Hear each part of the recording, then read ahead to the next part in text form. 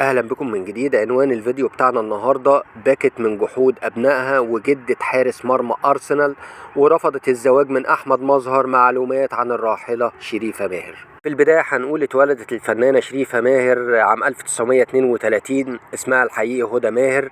درست في احدى المدارس الفرنسية. زوجها والدها وهي في عمر ال 15 عام، لكن زيجتها الأولى لم تكتمل. اكتشفها الموسيقار الراحل محمد عبد الوهاب. اتجهت للفن بأدوار صغيرة وعانت كثيرا في بدايتها حتى وصلت للشهرة.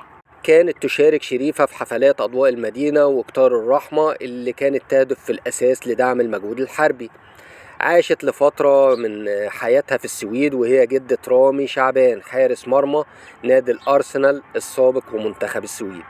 قال عنها الفنان الراحل عبد الحليم حافظ في لقاء نادر: شريفة مطربة كما قال الكتاب، ونفسي تركز في الغنى فقط، هتنجح جدا وهتبقى إضافة لينا كمطربين.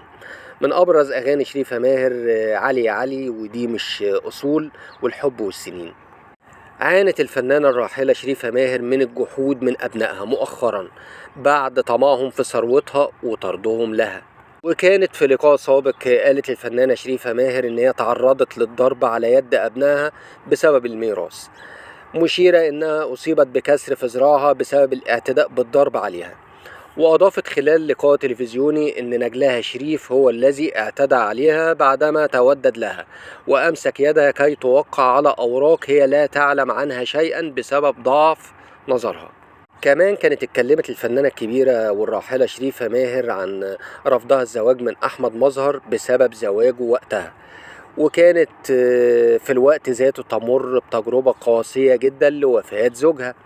وقالت عن رفضها ان انا ما كنتش ميالة له اساسا، وهو احترم رغبتي جدا، وكان باعد كريمة مختار من شدة احترامه لانه كان بيتكسف بطريقة غريبة وكان شديد الاحترام، لكن النصيب بقى.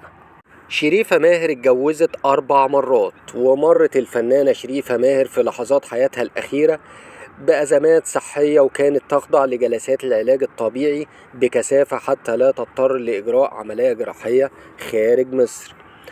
سبب وفاة شريفة ماهر بعد تعرضها لهبوط حاد في الدورة الدموية. استعرضت له أكثر من مرة في الفترة الأخيرة، وكانت تحت الرعاية الطبية بالمستشفى، ولكنها عادت لمنزلها لاستئناف العلاج بعد تحسنها لبعض الوقت. لكن أمس رحلت عن عالمنا الفنانة طبعا الكبيرة شريفة ماهر بعد أدائها أدوار كتير إذا كان تمثيلية أو في الغنى، وبنتمنى لها الرحمة وإن ربنا يغفر لها ويرزقها الجنة إن شاء الله.